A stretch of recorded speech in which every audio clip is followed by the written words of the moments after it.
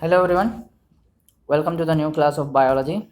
The previous class we discussed about the reaction processes of a zero order reaction, how it is used to find out how we derive the equation and examples of the zero order reaction. In today's class we will discuss the process of how we can find out the uh, derivation of rate constant of the first order reaction, right? So let's begin. So in the last class we said that we will take the integration method. Consider a reaction where you have reaction R gives P. Okay, how we will write the rate of this reaction? If you write the rate of this reaction, rate will be equal to minus D reaction concentration of R by dt equals, how will you write it? Which is very much equal to, what will be the rate according to the rate law? How you will write? Rate constant into R. This is how you write, right?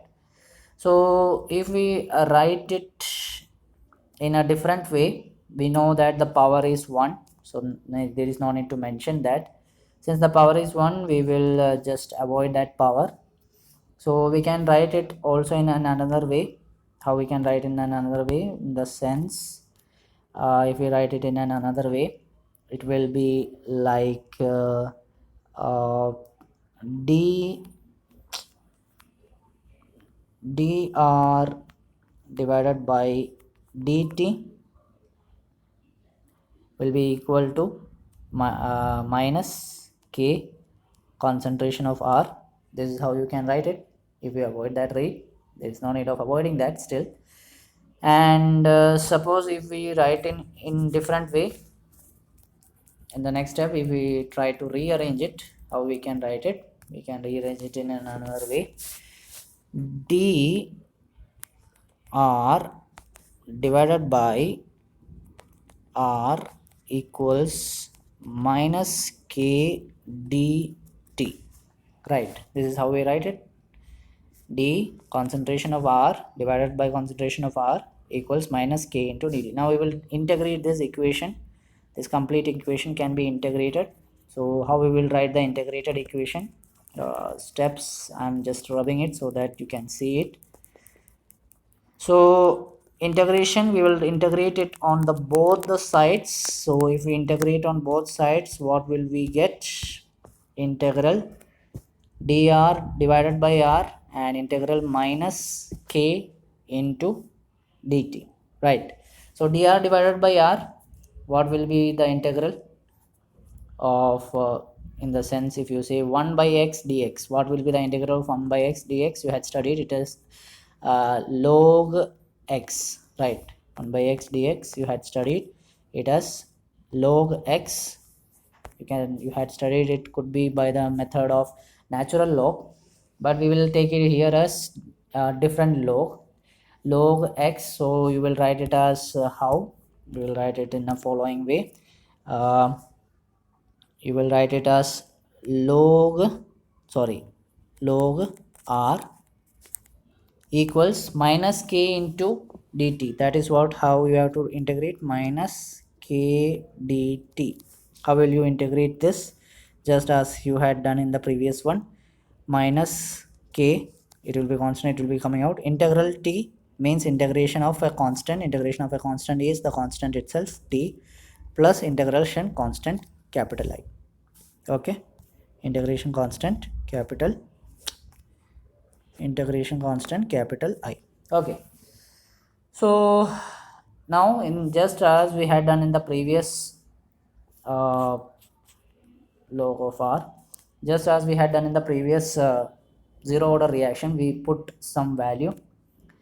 So how we will put that value? You know that at time t, if we take the reaction concentration of R will be very much equal to the rate of initial concentration of R. Means reactant concentration will be the initial reaction.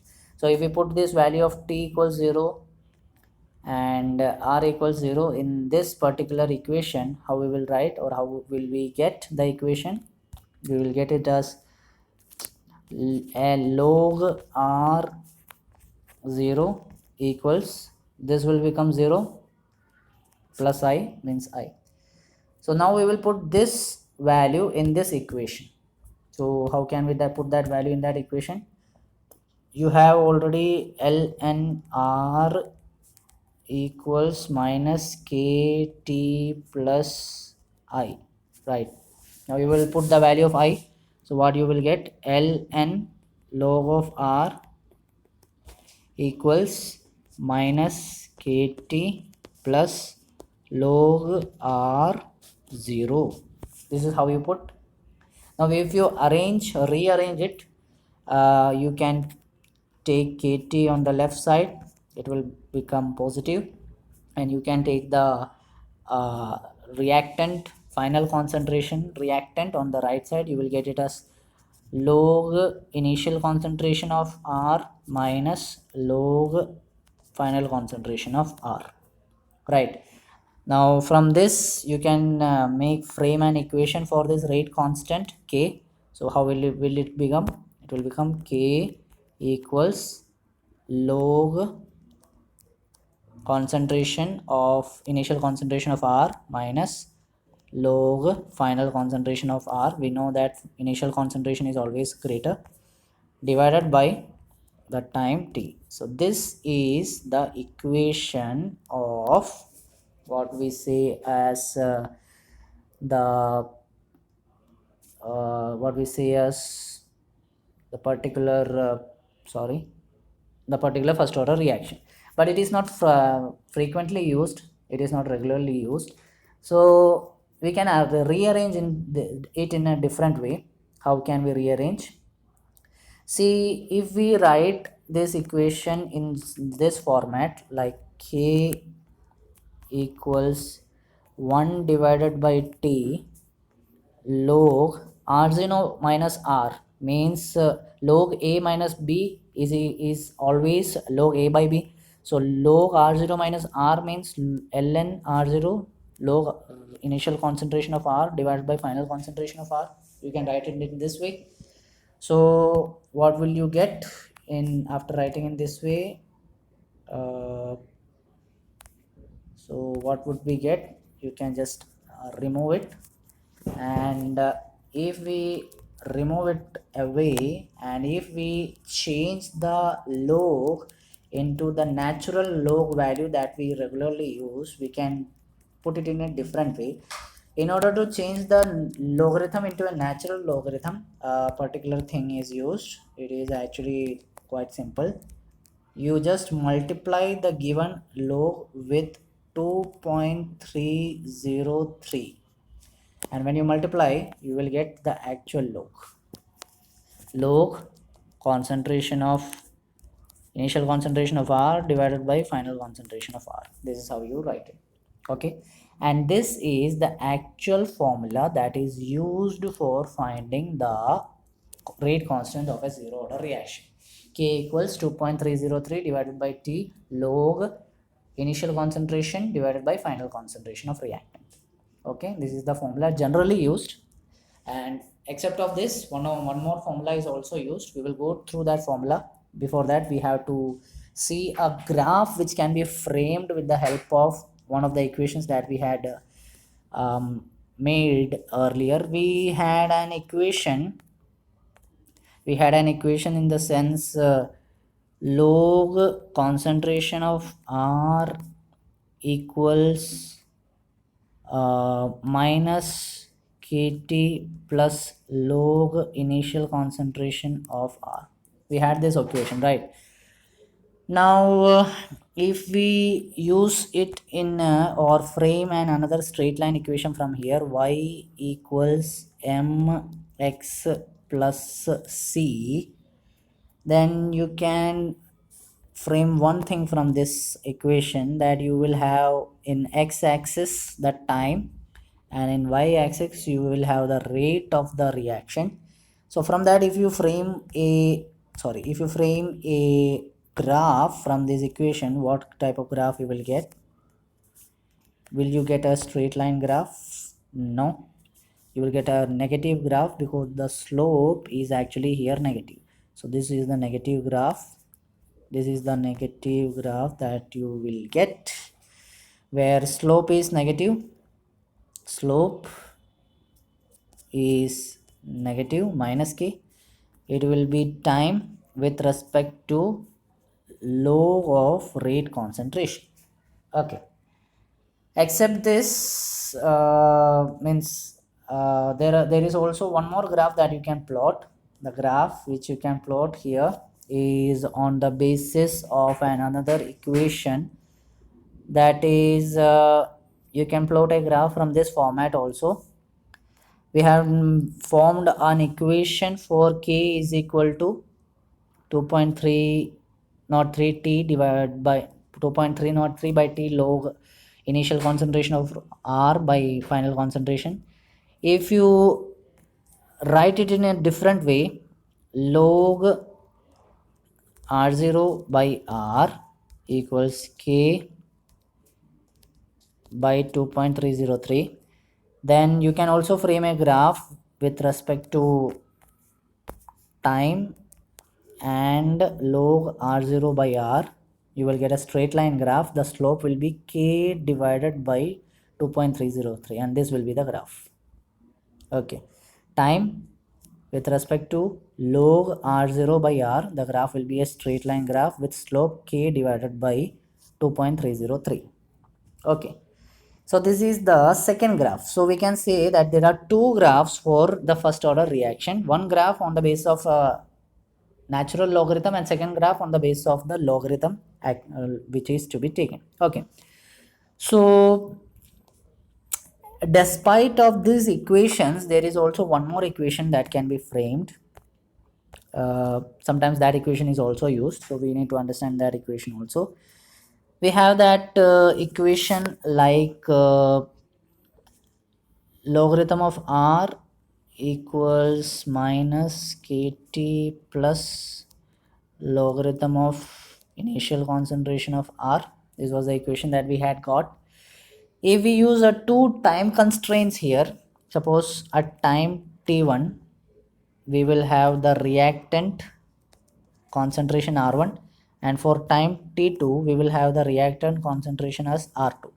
So in this case, if we use these things, then we can frame this certain equation in different way also. For time t1, if we are taking ln R1 equals minus k t1 plus ln initial concentration of R. This is one equation for time t1.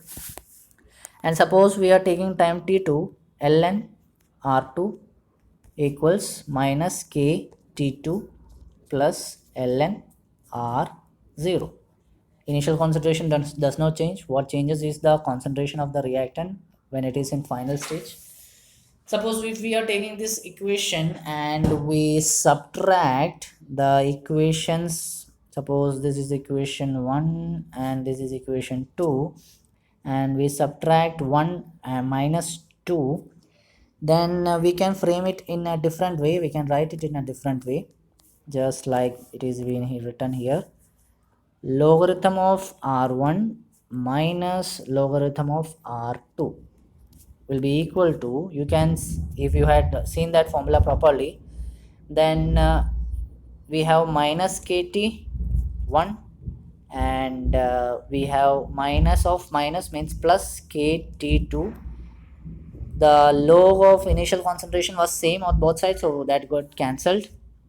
So you can write this formula in different way, like log R1 minus R2 means R1 divided by R2 would be equal to, if you take the k common, and then you could write this equation as t2 minus t1, right? Because you will just rearrange it. You will take this minus to the next side and positive as the first side. Now if we find the value of k from here, what value can you get the k from here? You can find the value of k. k equals 1 divided by t2 minus t1 natural log of r1 divided by r2. This is how you get the formula, I believe, right? So same process as we had done earlier to change this log value, that because we don't have this log value present everywhere. So if we change it, you will get it as, if you multiply with 2.303, you will get it as 2.303 divided by t2 minus t1 log concentration of r1 by concentration of r2. This is also another formula of first order reaction when you have a particular time given and you have the particular reactant concentration given for the particular time. Means you have concentration given for time t1, then you can write the concentration of at that particular time, the r1 concentration. And if it is the time given is t2, then you can write it for the time for the concentration as r2. So this is the equation for this particular first order reaction. uh, Now if we take the examples regarding this first order reaction, there are certain examples for the first order reaction.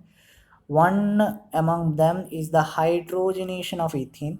It is actually a first order reaction, hydrogenation of ethene. Ethene, we can see ene, it is a double bond structure. So eth means 2 carbon, double bond means the formula will be the double of the carbon, so C2H4. Okay, that is ethene. Hydrogenation of ethene means C2H4 plus H2. This is what hydrogenation of ethene means addition of hydrogen. Addition of hydrogen will become C2H6. What is this structure? It is a single bond structure, C2H6. So what will be it will be it will be methethane. It will be ethane, C2H6, right? Okay, this is one example. Second example are actually those regarding all the radioactive and natural decay of unstable nucleus. Whatever nucleus is which is unstable, the radioactive decay of an unstable nucleus is an example, best example of this. It has been given here. Radium, whose atomic number is 88 and mass number is 226. When it decays, it gives helium and radon, Rn, right? So it is also an example of first order reaction. Also N2O5 decomposition and N2O decomposition. Nitrous pentoxide and nitrous oxide, nitrous dioxide, dinitrous oxide are also examples of first order reaction decomposition. Okay, so these are the certain examples, and this is how we find out the value of or the formula for the first order reaction. Okay, I hope you understood the concepts. The notes are being given in the PDF. Write the notes regularly, properly, and time to time, and try to solve this as a homework by your own. Example 4.5. Okay, the same formula which we had studied few minutes earlier, the formula is used. Try to find it out by yourself and write it as your homework. That's all for today. Hope you enjoyed the class. Thank you and have a nice day.